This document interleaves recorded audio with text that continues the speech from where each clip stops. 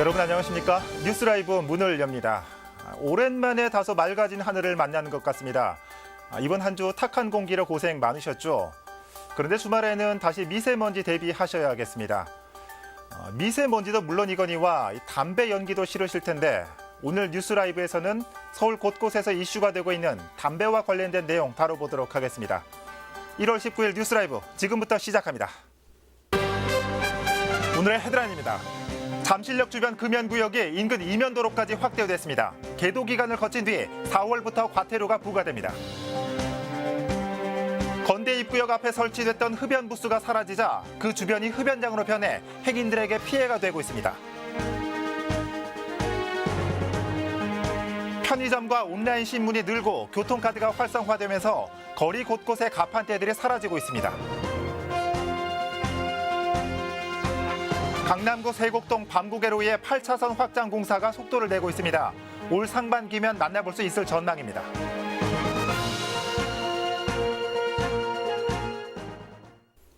송파구가 잠실역 금연구역을 인근 이면도로까지 확대했습니다. 단속을 피해 이면도로에서 담배를 피우는 사람들로 인해 간접 흡연 피해가 크고 주민 민원도 많았기 때문입니다.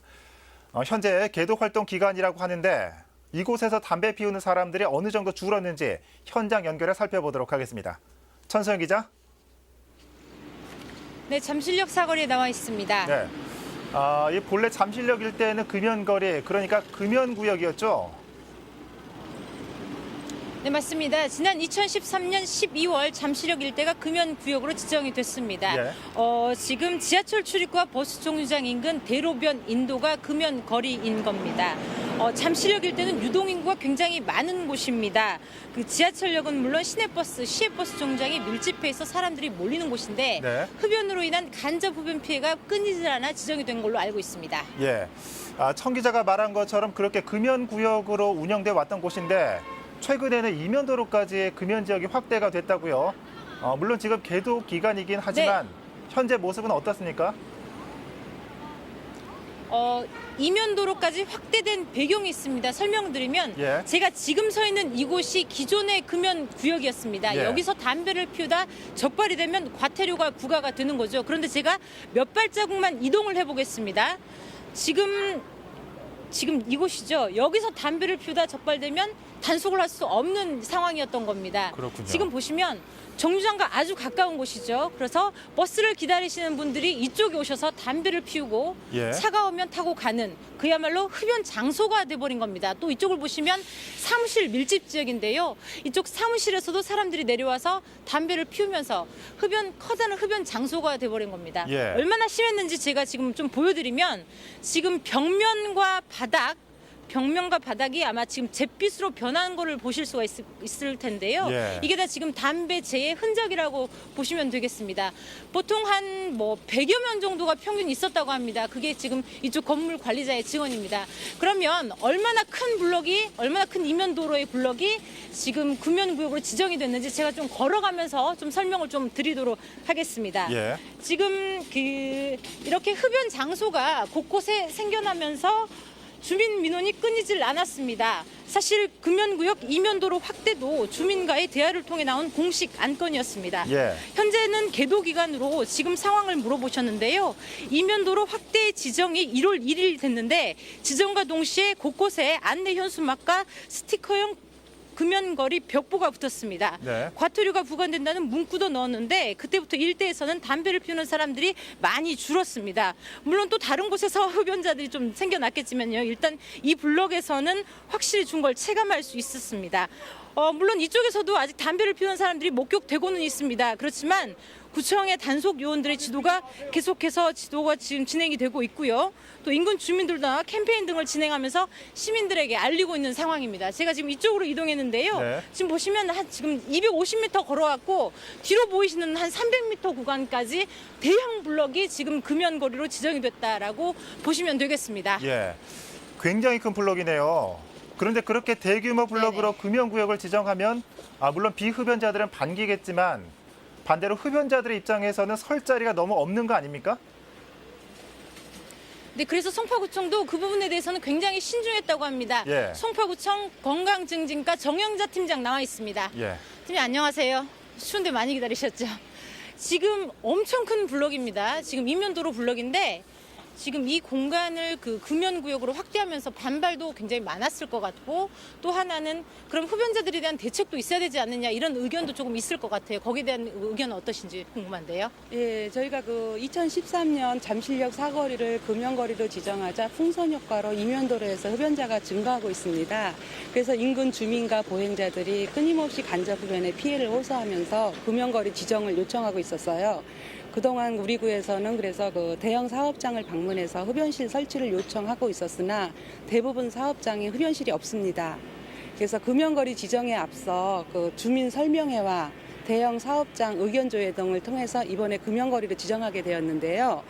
그 흡연자들을 위해서는 앞으로도 지속적으로 사업장을 방문해서 흡연실 설치를 요구하고 찾아가는 금연 클리닉 운영으로 금연 지원을 하도록 하겠습니다. 금연할 수 있도록 지원하겠습니다. 뭐 일단 실태 조사를 하셨고 의견도 많이 물어보셨고, 또 대형 사업장에 대해서는 흡연 시설을 설치하도록 독려하신다, 뭐 이런 말씀으로 이해하겠습니다. 맞습니다. 말씀 고맙습니다. 네, 천서영 기자, 이 송파구 담당자 얘기는 잘 들었고요. 지금까지는 좀 계도 기간을 알고 있는데 마지막으로 실질적인 단속은 언제부터인지 좀 정리 좀 해주시죠. 네, 말씀하신 것처럼 현재는 계도 기간입니다. 3월 31일까지 계도 활동이 진행되고요. 예. 이후 4월 1일부터는 본격적인 단속이 시작이 됩니다. 4월 1일부터 이쪽 일대에서 담배를 피우다 적발이 되면 과태료 10만 원이 부과됩니다. 네. 지금까지 송파구 잠실역에서 전해드렸습니다. 네, 천서영 기자 수고했습니다. 앞서 보신 것처럼 금연구역은 점차 확대되고 있는 추세입니다. 그런데 3년째 운영되던 흡연 부스가 사라진 곳도 있습니다. 바로 건대 입구역 얘긴데요. 흡연 부스가 사라지자 인근 야외 공연장이 흡연장으로 전락했습니다. 어찌된 사연일까요? 계속해서 조성엽 기자입니다. 지난해 말 건대 입구역 앞에 있던 흡연 부스가 사라졌습니다. 설치된 지 3년 만의 일입니다. 처음 설치될 당시만 해도 하루 평균 5,000명 이상의 흡연자가 이용했고 일반 시민 500명을 대상으로 설문조사를 한 결과 70% 이상이 만족한다고 답했습니다. 하지만 지하철역 10m 내 금연이라는 서울시 조례에 어긋나는 데다 공간이 좁고 공기 정화가 잘 되지 않아 민원이 발생했습니다. 결국 흡연 부스는 아차산 체육공원의 한 모퉁이로 이전했습니다. 건대 입구에 있는 거를 체육공원 쪽으로 옮긴 거죠. 거기다 너무 지저분하고 뭐 이래가지고. 흡연 부스가 사라지자 풍선 효과로 바로 뒤편 청춘뜨락이 공공 흡연장으로 전락했습니다. 이곳엔 금연마당이라는 팻말이 붙었지만 개의치 않고 담배를 피웁니다. 역 주변에서 마땅히 흡연할 곳이 여기뿐인데다 맹지라 단속당할 걱정도 없기 때문입니다. 길을 지나던 비흡연자들은 고스란히 피해를 입고 있습니다. 그분들도 밖에서 흡연을 하시고 싶고, 만약에 저 같은 비흡연자분들은 밖에서 담배 냄새를 안 맡고 싶으면 흡연 부스가 있으면 더 나을 것 같다는 생각을 해요. 흡연자들은 흡연자들대로 불만입니다. 흡연권이 보장되지 않는다는 것. 담배를 피하고 만들어 놓은 걸 갑자기 없애버리는 거예요. 그 마땅히 필 데가 또 없죠. 네. 어떤 필요가 없죠. 현재로선 흡연자도 비흡연자도 모두가 피해자인 상황. 서울시는 지난해 부스 설치 예산을 책정했지만 시민들의 반발과 민원으로 보류됐다며 현재로선 방법이 없다는 입장입니다. 광진구 역시 흡연 부스에 대한 부정적 인식으로 인해 추가 설치는 엄두도 못 내고 있다고 전했습니다. 딜라이브 서경기 케이블 TV 조성엽입니다.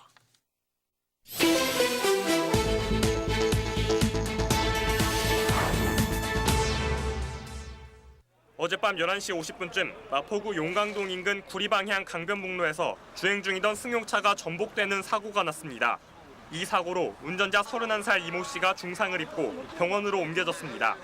구조대는 승용차가 앞서가던 차량을 추돌 후 가드레일에 부딪혀 전복된 것으로 보고 사고 원인을 조사 중입니다.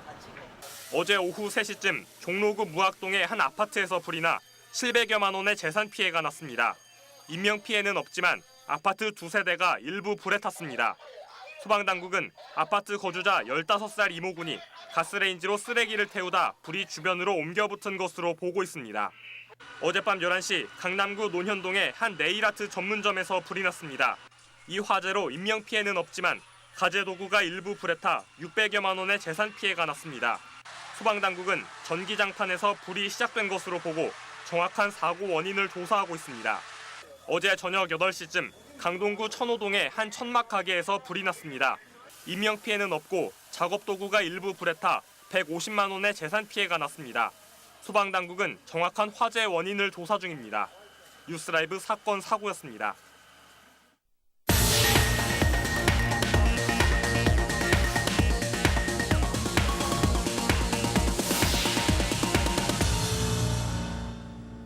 강남구 세곡동 사거리와 수서 IC를 연결하는 밤고개로는 출퇴근 시간 극심한 정체로 몸살을 앓고 있습니다. 현재 서울시가 8차선 확장 공사를 벌이고 있는데 당초 연말까지 끝내기로 했던 계획이 올 상반기로 앞당겨질 전망입니다. 지혁배 기자입니다. 버스와 승용차가 뒤엉켜 거북이 운행을 하고 있습니다. 세곡동 사거리에서 수서 IC를 연결하는 강남구 밤고개로에서 출퇴근 시간 매일같이 벌어지는 일입니다. LH와 SH공사가 세곡동 일대에 12,000가구의 보금자리 주택을 분리 개발하면서 광역교통 대책을 세우지 않은 게 가장 큰 원인입니다. 때문에 현재 6차선인 도로를 8차선까지 확장하는 공사가 벌어지고 있습니다. 우리 세곡동에서 강남구로 진입할 수 있는 도로는 이 밤고개로가 유일한 도로입니다. 이 밤고개로 쪽으로 차량이 대거 집중적으로 몰리게 돼서 혼잡도가 높아져서 불가피하게 확장 공사를 하게 됐습니다. 수서 IC에서 세곡동 사거리 구간 밤고개로는 모두 3.5km. 지난 2016년 SRT 수서 역사 구간 800m는 철도시설공단이 도로 확장을 마쳤습니다. 서울시는 지난해 나머지 2.7km 구간을 왕복 7, 8차선으로 확장하겠다며 공사에 들어갔습니다. 밤고개로 확장 구간은 이렇게 도로와 완충 녹지, 인도로 구분돼 공사가 진행되고 있습니다. 지난해 보상비 등으로 150억 원의 공사 예산을 반영한 데 이어 올해는 나머지 예산 111억 원이 서울시 의회를 통과했습니다. 사업비가 모두 확보되면서 서울시는 당초 오는 12월까지 예정된 공사 기간을 단축해 상반기까지 도로 확장을 마무리하겠다고 밝혔습니다. 현재 공정률 보면 15% 정도 되고 2월 달 정도 돼서 차로가 확보되면은 전체 공정률 한 70% 정도 도달할 것으로 판단합니다. 나머지 부대 공사는 연말까지 완료를 해서 도로 확장 공사와 함께 공중전선을 땅으로 묻는 지중화 공사도 조만간 시작될 예정입니다. 딜라이브 서울 경기 케이블 TV 지역배입니다. 최근 서울에서 범죄 예방 디자인이 적용된 마을들이 속속 등장하고 있습니다. 낙후된 마을 환경을 개선하고 이를 위한 디자인을 적용해 범죄 예방 개념을 접목한다는 건데 어떤 사례가 있는지 또 효과는 과연 있는지 엄종규 기자가 살펴봤습니다. 이곳은 지난해 말 셉테드, 그러니까 범죄 예방 디자인이 적용된 구로구의 한 골목길입니다. 지금부터 저랑 함께 이곳을 걸으면서 셉테드가 어떻게 적용됐는지 확인해 보겠습니다. 네, 조금 걸으면 전봇대 위에 사각을 확인할 수 있는 반사경이 설치되어 있는 걸 보실 수 있습니다. 반사경은 코너 확인을 통해 차량 접촉 사고를 예방하고자 설치하는 것이 일반적입니다.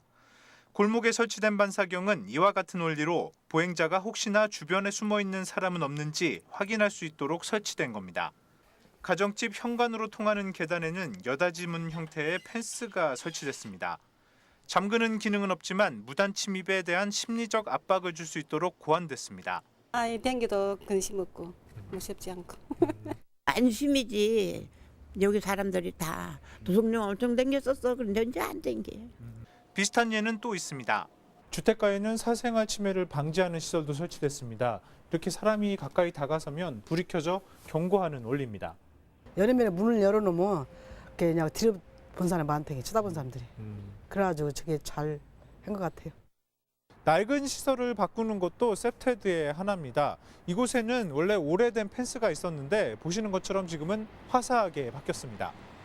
녹슬고 흉물스러웠던 철조망을 정비하고 색을 입힌 것에 불과하지만 주변 분위기를 바꾸는 데 도움이 됐다는 것이 주민들의 반응입니다. 넝쿨 같은 게 많아가지고 진짜 위험했거든요. 근데 이렇게 깨끗하게 해놓으니까 애들도 좋아하고 심적으로 안전을 찾을 수 있습니다. 이 밖에도 안심보행을 유도하는 가로등, 담장이, 펜스 등 셉테드의 유형은 다양합니다. 물리적으로 범죄를 막는 기능도 있지만 대부분의 시설은 범행 기회를 심리적으로 차단하는 역할이 더 큽니다.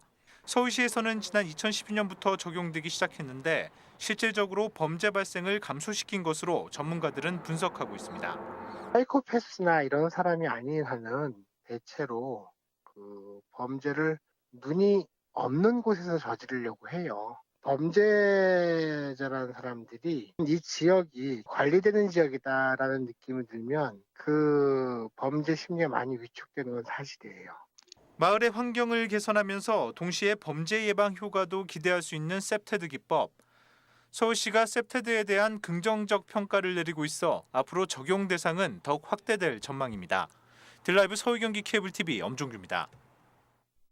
신문 구매나 버스카드 충전 등을 할 수 있는 거리에서 흔히 볼 수 있는 가판대가 자취를 감추고 있습니다.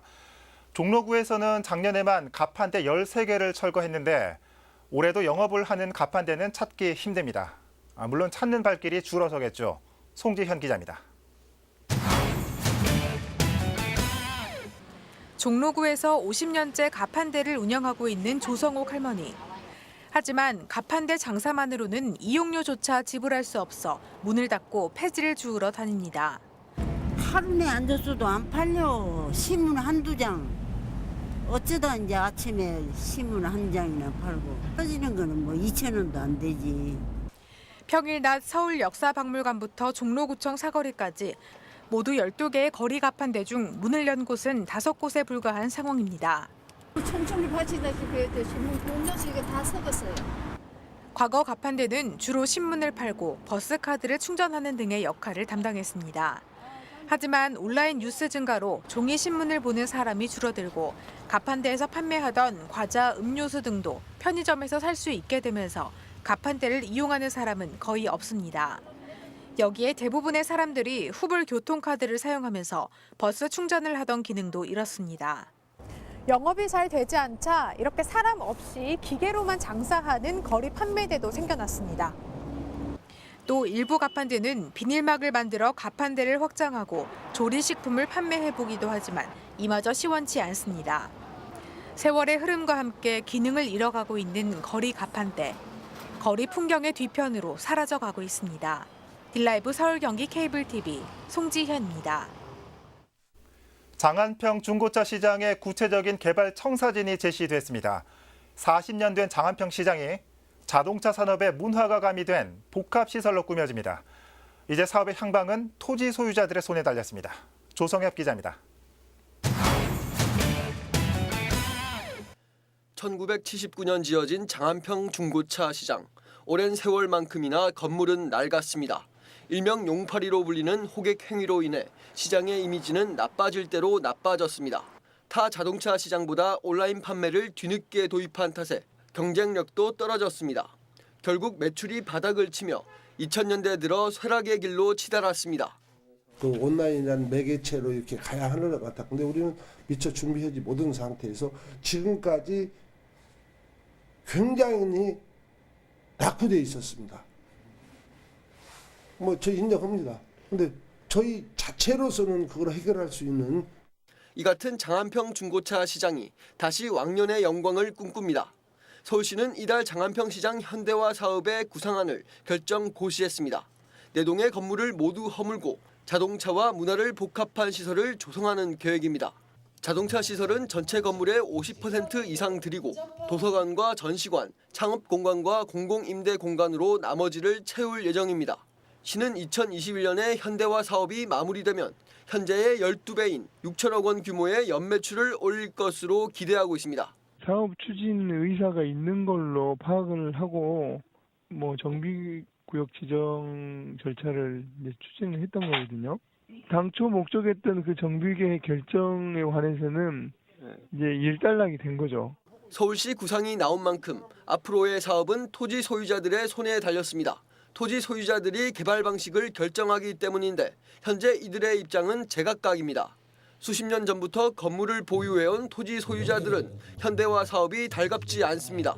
이들은 예나 지금이나 임대 수익을 통한 생계 유지를 고수하고 있습니다. 남의 땅에 왜 국가가 매매센터를 지어라 말아라 그런 권한이 있습니까? 반면 건물을 소유한 지 몇 년이 안 된 비교적 젊은 층의 토지 소유자들은 하루라도 빨리 현대화 사업을 시작해야 한다고 입을 모읍니다. 특히 성동구의 공공지원 사업을 신청해 구청장이 정비 사업을 주도적으로 이끌어야 한다는 입장입니다. 공공관리자는 자체가 자치구청장이 그 각 정비 사업의 단계별로 진행에 도움을 주고 거기서 나타나는 부조리가 발생할 수 있는데 그걸 근절할 수 있고 투명성을 확보하고 동시에 지역사회 발전할 수도 있는 그런 부분이 있다는 걸 생각합니다. 성동구 측은 장한평 시장은 특수성이 있는 만큼 토지 소유자들의 4분의 3이 동의하는 등 요건을 갖춰 공공지원 사업을 신청할 경우 긍정적으로 검토할 것이라 전했습니다. 다만 현대화 사업에 반대하는 토지 소유자가 상당수 있는 점을 고려할 때 사업 시행이 쉽지 않을 것이라는 전망도 나오고 있습니다. 딜라이브 설경기 케이블TV 조성혁입니다. 딜라이브 노사가 3억 원의 사회 공헌 기금을 지역사회에 전달했습니다. 딜라이브 디지털 OTT 방송 노사는 어제 사회 공헌 기금 전달식을 열고 각 지역 아동 청소년 사업단에 모두 3억 원을 전달했습니다. 사회 공헌 기금은 지난해 임금단체 협상 과정에서 출연한 것으로 아이들의 성장 발달 사업을 중점 지원하고 있습니다. 딜라이브 노사는 그간 학업을 중단한 청소년의 새 출발을 돕는 인디 학교에 예산을 지원했고 네팔을 포함한 9개 지역에도 사업을 확대해 도움을 준 바 있습니다.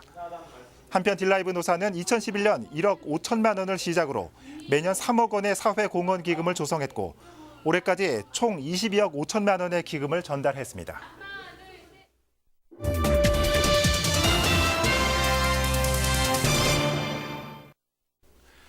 가끔 아파트 단지를 걷다 보면 구석에서 숨어있듯 담배를 피우고 있는 모습을 보며 저렇게까지 담배를 피우고 싶을까 하는 생각이 들 때가 있습니다.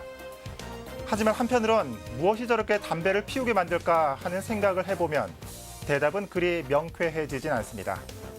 늘어나는 금연구역에 사라지는 흡연부스. 담배를 피우지 않는 세상보다는 담배를 피우지 않아도 되는 세상을 더 바라고 있을는지도 모르겠습니다. 뉴스라이브 마칩니다. 시청해주셔서 고맙습니다.